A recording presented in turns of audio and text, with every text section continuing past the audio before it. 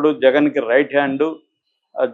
వైసీపీలో లేకపోతే వైసీపీ ప్రభుత్వంలో ఎక్కడెక్కడ ఏ అక్రమాలు జరిగాయి అన్నీ కూడా విజయసాయిరెడ్డికి తెలియదు. సో కాబట్టి ఇప్పుడు విజయసాయిరెడ్డి కానీ తమ వైపు కానీ ఉంటే మొత్తం జగన్ని కొట్టడం ఈజీ అన్న వ్యూహం కూటమి ప్రభుత్వంలో ఉన్నట్టుగా మనకు కనబడుతుంది. ఎందుకంటే మామూలుగా విజయసాయిరెడ్డి ఆయన చెప్పుకున్నట్టే జగన్ మనసులో నేను లేను, అందుకని నా మనసు విరిగిపోయింది వచ్చేసాను నేను అని చెప్పాడు. అంతవరకు బాగానే ఉంది. అలాంటి వచ్చేసినప్పుడు జగన్ మేలు కోరుకుంటున్నా అని చెప్పేవాడు జగన్ ప్రభుత్వంలో కుంభకోణాల గురించి ఇతను మాట్లాడకూడదు కదా, సైలెంట్గా ఉండాలి. పైగా నేను ఇంకా రాజకీయాల్లో ఉండను, నేను వ్యవసాయం చేసుకుంటాను అన్న వ్యక్తి ఇక్కడేమో ఆయన ధన్కర్ దగ్గరికి వెళ్ళాడు, వైస్ ప్రెసిడెంట్ దగ్గరికి, గవర్నర్ పోస్ట్ వస్తుందని పుకార్లు వస్తున్నాయి. మరోవైపు ఏమో నిన్నేమో బాంబు పేల్చాడు. నిన్న బాంబులు 2 పేల్చినట్టుగా మనం చెప్పచ్చు. జగన్కి బాగా ఇబ్బందికరమైన 2 బాంబుల్ని నిన్న పేల్చాడు. ఇది ఒక ట్రైలర్ మాత్రమే, ఇంకా సినిమా చూపించబోతున్నాడు జగన్కి విజయసాయిరెడ్డి అనేది అర్థమవుతుంది.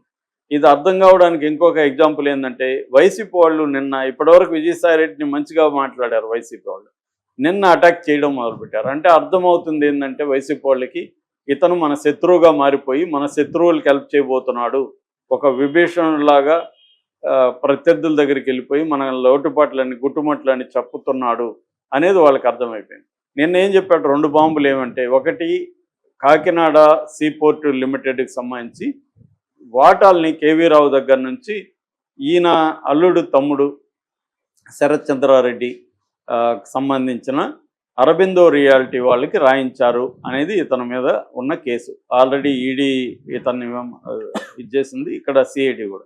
కాకినాడ పోర్ట్ ఒకటి, రెండోది కాకినాడ ఎకనామిక్ జోన్ ఒకటి, ఈసీజెడ్ అంటారు. ఈ 2 వాటిలో ఉన్న వాటాల్ని 3600 కోట్ల విలువైన వాటాల్ని ఒక 100 కోట్ల అరౌండ్ 100 crores రాయించుకున్నారనేది ప్రధానమైన ఆరోపణ. ఈ ఆరోపణలో ఈయన పేరు కూడా పెట్టారు.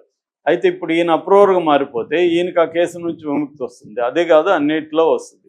అప్రూవర్గా మారాలంటే ఏం చేయాలి, అసలు ఆ కేసులో ఎవరు చేశారంటే ఈయన ఆల్రెడీ చెప్పేశాడు నిన్న, విక్రాంత్ రెడ్డినే మొత్తం చేశాడు. విక్రాంత్ రెడ్డి ఎవరు, మన సుబ్బారెడ్డి కొడుకు. సో ఈ మొత్తం విక్రాంత్ రెడ్డి ఈ దీంట్లో ఉన్నాడు అనేది ఈయన ఓపెన్గా అనౌన్స్ చేశాడు. ఆల్రెడీ దాని మీద సిట్ ఉంది. రెండవది లిక్కర్ స్కామ్. లిక్కర్ స్కామ్లో సిఐడి ఉంది, సిట్ కూడా ఉంది. లిక్కర్ స్కామ్లో అయితే ఇంకొక బాంబు పేల్చాడు నిన్న. ఈ మొత్తం లిక్కర్ స్కామ్లో ప్రధాన నిందితుడు అంతా చేసింది కసిరెడ్డి రాజశేఖర రెడ్డి అనే ఒక పేరు నిన్న బయట పెట్టాడు. నేను అవసరమైతే ఇంకా చాలా విషయాలు చెప్తాను అని కూడా ఆయన చెప్పాడు. ఇప్పుడు ఆయన సిట్టుకు కూడా కొంత లీక్ ఇచ్చాడు ఈయన అని చెప్తున్నారు. ఈనాడులో పెద్ద కథనం రాశాడు, సిట్టు ఈయన ద్వారా ఏమేమి కలెక్ట్ చేస్తుందని. వాళ్ళు చెప్పింది ఏంటంటే, ఈ మద్యం తయారీ కొన్ని కంపెనీలకు ఇస్తారు కదా, ఈ ఎవరెవరికి ఇవ్వాలి ఏంటనేది మిథున్ రెడ్డి డిసైడ్ చేసి ఈ కసిరెడ్డి రాజశేఖర రెడ్డి, ఇతని పేరు రాజ్ కసిరెడ్డి అని కూడా మార్చుకున్నాడు. ఇతను జగన్కి బంధువు కూడా అవుతాడు. ఈ రాజ్ కసిరెడ్డికి అప్పగించారు. రాజ్ కసిరెడ్డి ఏం చేశాడంటే హైదరాబాద్ జూబ్లీ హిల్స్లో దీనికోసమే ఒక ఆఫీస్ ఓపెన్ చేశాడు. అంటే లంచాలను ఎలా కలెక్ట్ చేసి వాటిని ఎలా డిస్ట్రిబ్యూట్ చేయాలి అనే దానికోసం ఒక ఆఫీస్ ఓపెన్ చేశాడు. ఇక్కడ ప్రతి కంపెనీ ఏం చేస్తుందంటే తమ ప్రతినిధులు కొంతమందిని పెడుతుంది, దీనికోసమే లంచాలు ఇవ్వడం కోసం ఒక ప్రతినిధిని ఏర్పాటు చేస్తుంది. ఆ ప్రతినిధి క్యాష్ హ్యాండ్లర్స్ అంటారు. అంటే ఆ ప్రతినిధి ఇంకొక ముగ్గురిని క్యాష్ హ్యాండ్లర్స్ని పెట్టుకుంటాడు. ఈ క్యాష్ హ్యాండ్లర్స్ ఏం చేస్తారంటే ఈ డబ్బుల్ని ఆయా కంపెనీల్లో ఎవ్రీ మంత్ వాళ్ళు చెప్పిన దాని ప్రకారం ఎవ్రీ మంత్ నెలకి 60 కోట్ల వరకు మొత్తం కలెక్ట్ చేశారండి. అంటే ప్రతి కంపెనీ కొన్ని కోట్లు ఈ క్యాష్ హ్యాండ్లర్స్కి ఇస్తుంది. ఈ క్యాష్ హ్యాండ్లర్స్ ఏం చేస్తారంటే ఈ కసిరెడ్డి రాజశేఖర రెడ్డి ఇతను క్యాష్ కొరియర్స్ అని పెడతాడు. ఈ కొరియర్స్ వెళ్ళి ఆ క్యాష్ హ్యాండ్లర్స్ని ఎక్కడో కలుస్తారు. వాళ్ళు ఆ డబ్బులు కొరియర్లకు ఇస్తే కొరియర్లు తీసుకొచ్చి రాజ్ కసిరెడ్డికి ఇస్తారు. ఈ కసిరెడ్డి ఏం చేస్తాడంటే దీన్ని తీసుకొని వెళ్ళి మళ్ళీ మిథున్ రెడ్డికి ఇస్తాడు. మిథున్ రెడ్డి అంటే పెద్దిరెడ్డి రామచంద్రరెడ్డి కొడుకు. మిథున్ రెడ్డి దాన్ని వైట్గా కన్వర్ట్ చేస్తాడు. కన్వర్ట్ చేసి ఆ డబ్బుల్ని ఫైనల్గా జగన్ దగ్గరికి చేరుస్తాడు.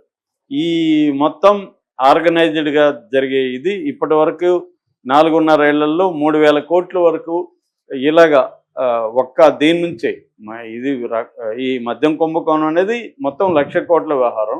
ఇందులో ఈ కసిరెడ్డి పాత్ర ఈ కంపెనీల దగ్గర నుంచి మాత్రమే చేసేది. ఇది కాకుండా ప్రతి బ్రాందీ షాప్ నుంచి కూడా వెళ్ళిపోతుంది. అందుకనే క్యాష్ డీలింగ్స్ పెట్టారు. ఇవాళ భిక్షగాళ్ళు కూడా జీపే వాడుతున్నారు. అలాంటిది మొన్నెవరో పెళ్లిలో చదివింపులకు కూడా అదే పెట్టారు. కోడ్ ఇది చేయడం, స్కాన్ చేసేయడం, చదివించడం. సో అంత ఇదిగా ఉంటే ఇవాళ వీళ్ళేమో బ్రాందీ షాపుల్లో ఇప్పటికి కూడా క్యాష్ డీలింగ్స్ పెట్టారంటే అర్థం దాని వెనక క్లియర్గా క్యాష్ డీలింగ్స్ అయితే ఈజీ మనీ, డబ్బులు బ్లాక్ మనీని తీసేసుకోవచ్చు. అలాగా మొత్తం 25,000 కోట్లు పర్ ఇయర్ జరిగిందని మన పురంధేశ్వరే అమిత్ షాతో రిపోర్ట్ ఇచ్చింది, ఫైల్ సబ్మిట్ చేసినప్పుడు. సో ఇప్పుడు దాని మీద విసిట్ చేసింది తెలుగుదేశం ప్రభుత్వం. దీంట్లో ఇప్పుడు ఈయన అప్రూవర్గా మారిపోయి ఒక్కొక్కటే బయట పెడుతున్నాడు. ఎందుకంటే ఈయనకి తెలియని విషయాలు లేదు.